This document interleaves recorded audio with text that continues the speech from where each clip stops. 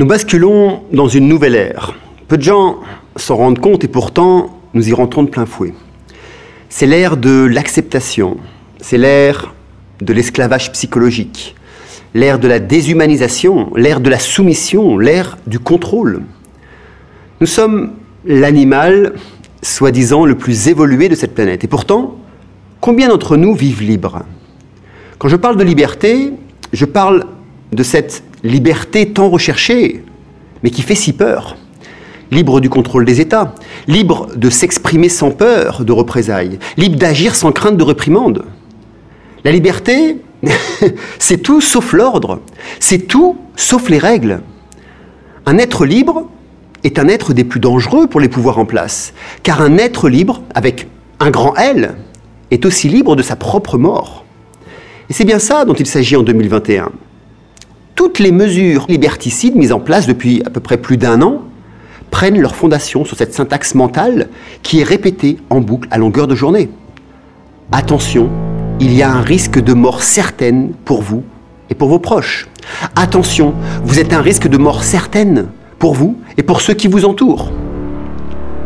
Enlevez la peur de la mort et regardez ce qu'il reste.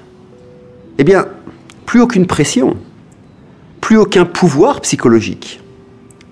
En fait, non. Il reste encore quelque chose de profond. Malgré notre soi-disant évolution, l'Homo sapiens a perdu le sens de la survie autonome. Notre monde moderne nous a tellement éloignés de la nature et de nous-mêmes que nous ne savons même plus aller chercher notre nourriture par nous-mêmes, pour la plupart d'entre nous, j'entends. Cette dépendance alimentaire fait de nous une cible facile à attraper et à mettre à terre. C'est d'ailleurs pour ça que 1968 ne reviendra pas. Par contre, 1984 est bel et bien là. Combien de doigts je vous montre là, Winston? 4. Et si le parti dit que ce n'est pas 4, mais 5 doigts, alors combien? 5. Jamais la répression, la censure n'a été aussi forte et publiquement déployée dans des pays soi-disant démocratiques et respectant les droits de l'homme. Mais pourquoi est-elle présente? Pourquoi a-t-elle pu s'infiltrer?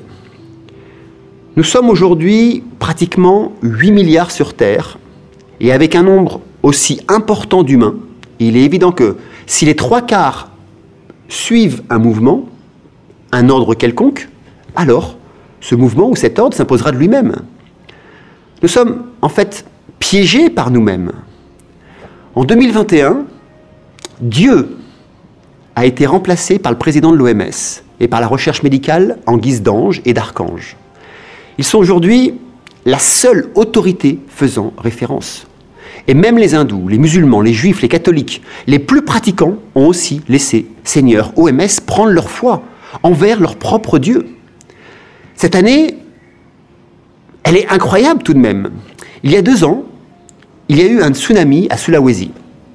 Et il y avait des fervents pratiquants qui, malgré la vague du tsunami qui arrivait sur eux, continuaient à prier Dieu dans leur mosquée, dans leur temple, sans partir en courant. La mort ne les inquiétait pas. Ils avaient une foi sans faille. Mais aujourd'hui, ils fuient leur temple sous prétexte que Dieu, OMS, leur a dit de ne pas se rassembler, sinon ils deviendraient dangereux pour eux et pour leurs voisins. Alors, où est passée la foi? Où est passée la croyance? En qui croyons-nous? Que devient l'être humain? Une espèce de conglomérat biochimique qui obéit au doigt et à l'œil à d'autres personnes? Rappelez-vous, quand vous obéissez à un système, ça veut dire que vous vivez le rêve d'un autre ou d'autres personnes, ceux qui ont conçu ce système dans lequel vous vivez. Mais ce système n'est pas la vie. Se lever pour gagner de l'argent, travailler, suivre des règles, accepter l'inacceptable, se coucher et recommencer demain et encore, est-ce la vie d'un être évolué? L'être le plus évolué du monde en 2021? Toute personne qui a peur de la mort n'est pas encore née. Toute personne qui a peur du lendemain n'est pas encore vivante. Toute personne qui a peur de vivre n'est pas encore libérée. Est-ce ça, vivre en 2021? Se soumettre? Accepter sans condition? Attendre? Oui, attendre. Attendre qu'une décision soit prise pour nous libérer de cette sidération? Et puis, attendre quoi, en fait? De revenir comme avant, ou un semblant d'avant? De pouvoir vivre comme hier, c'est-à-dire se relever le matin, aller retravailler, gagner de l'argent, nourrir un système, obéir et aller dormir et recommencer? Attendre de retrouver hier, puis continuer d'envoyer nos enfants dans des écoles qui ont juste le nom, mais qui, en fait, conditionnent les enfants à bien vivre dans le système et rien d'autre. Regardez les âmes autour de vous. Regardez votre âme. Elle crie de douleur, elle s'étouffe, elle se meurt. Elle se meurt car, au fond de vous, vous savez pertinemment que ce n'est pas cela la vie, que ce n'est pas cela vivre. Vous savez au fond de vous que vous êtes bien plus grand que ce que vous croyez être. Vous avez au fond de vous de la compassion à revendre, de la créativité à partager, de la bonté à offrir, de la joie de vivre à inonder. Vous avez au fond de vous un esprit d'explorateur et d'exploratrice. Vous avez au fond de vous cette force que vous sentez, mais que vous n'osez pas encore laisser sortir. Imaginez que vous deviez mourir aujourd'hui. Que feriez-vous? Auriez-vous peur d'agir, de parler, de désobéir? Oseriez-vous être libre et crier qui vous êtes? Ou, oui, imaginez-vous mourir en cette année 2021 et regardez cette force jaillir en vous en cet instant. Car quand on sait que l'on va mourir, alors il n'y a plus aucun être au monde, aucun dirigeant, aucun juge, aucun militaire ni policier qui peut avoir de l'influence sur vous. La mort imminente vous rend invincible. Et tous les titres de société, les titres de système tombent en 1000 morceaux devant vous. Le monde entier tombe en 1000 morceaux. Et plus rien n'a de l'importance à part vos regrets qui rejaillissent.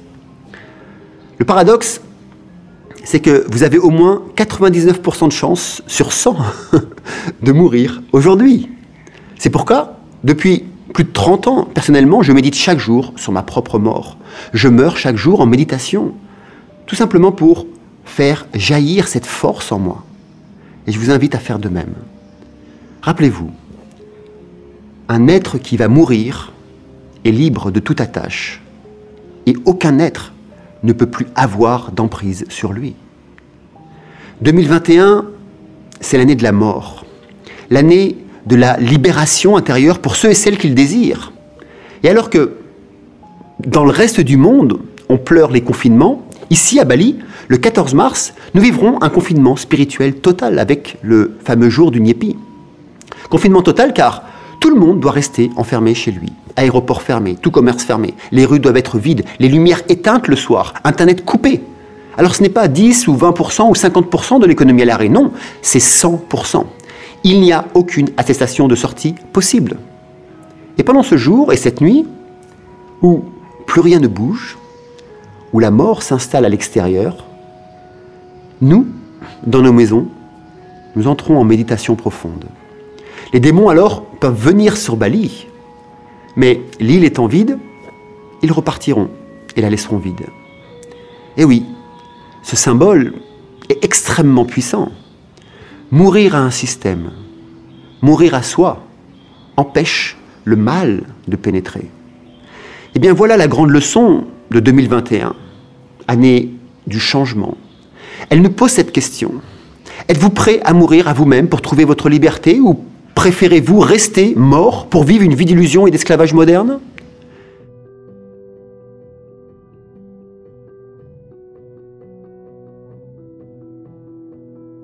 Alors, si vous voulez commencer à vivre, faites le Nyepi avec nous pendant 24 heures. Là où vous êtes, coupez tout, absolument tout, électricité, internet, téléphone. Restez chez vous et entrez en vous.